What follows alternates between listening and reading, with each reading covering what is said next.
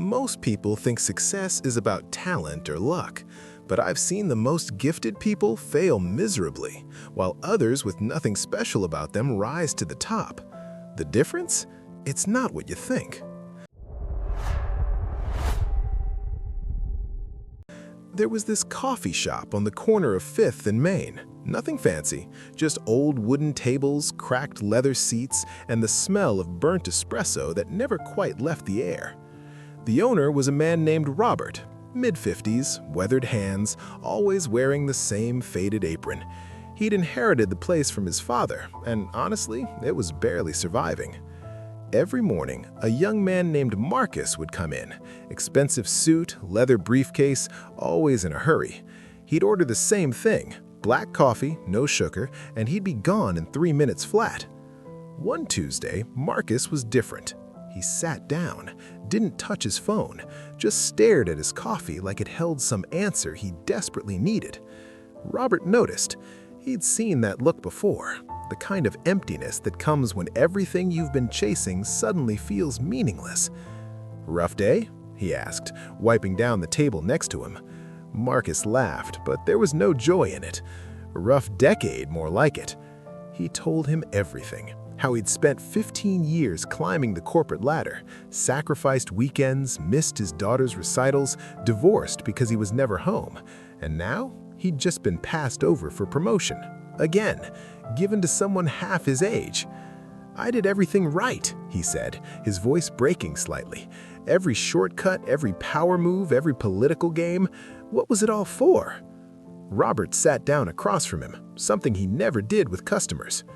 "You want to know what I learned from my father?" he asked. Marcus looked up. He bought this shop 40 years ago with nothing but borrowed money and a dream. Some days we had 3 customers total, some months we couldn't pay rent, but every single morning he'd come in at 5 a.m. He'd sweep the floors, brew the coffee, arrange the pastries like they were going to be photographed for a magazine. He paused, running his finger along a crack in the table. I used to ask him why he bothered, why work so hard when nobody seemed to care. You know what he said? Marcus shook his head. He said, "Robert, every day I don't give up is a day I get stronger. The work isn't the reward. Who you become while doing the work, that's the reward." Marcus sat with that for a moment. "I see people like you every day. Smart people, talented people.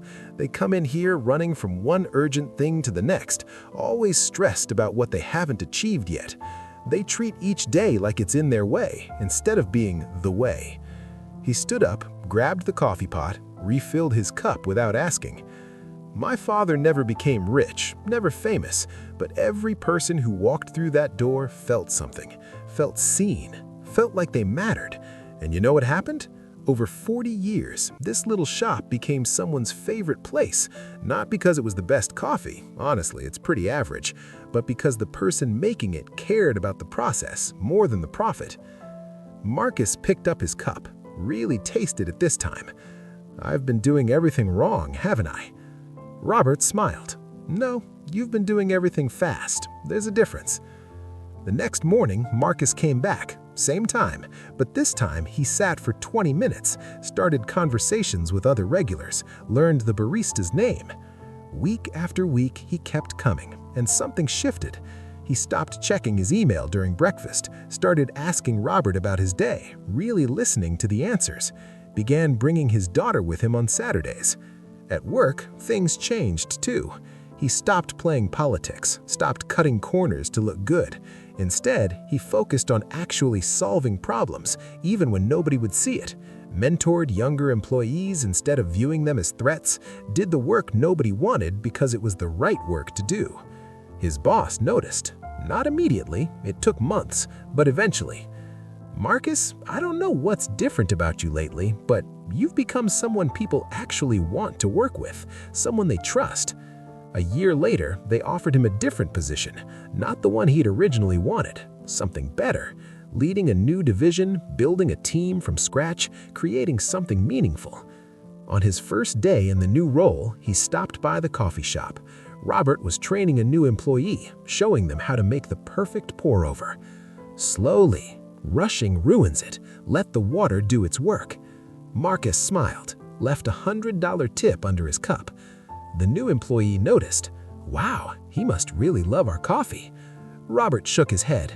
"No, he loves what it taught him." Marcus never became the youngest VP in company history, never made the cover of Forbes, never had the corner office with the view. But 5 years later, standing at his daughter's college graduation, watching her walk across that stage, he realized something. All those years he'd been chasing success, he was actually running from the only thing that mattered, being present for the moments that built a life worth living. The funny thing about time, you can't save it, you can't bank it, you can only spend it. The question is whether you're spending it on what looks impressive or what actually matters. And patience? It's not about waiting for good things to happen. It's about trusting that the person you're becoming while you work is more valuable than any title they could ever give you. Robert's coffee shop is still there, still average coffee, still cracked leather seats. But if you go there on a Saturday morning, you'll see Marcus and his daughter sitting by the window, talking, laughing. No phones, no rush. Just two people who finally learned that the only thing you'll ever truly own is how you chose to spend your time. And that's worth more than any promotion ever could be.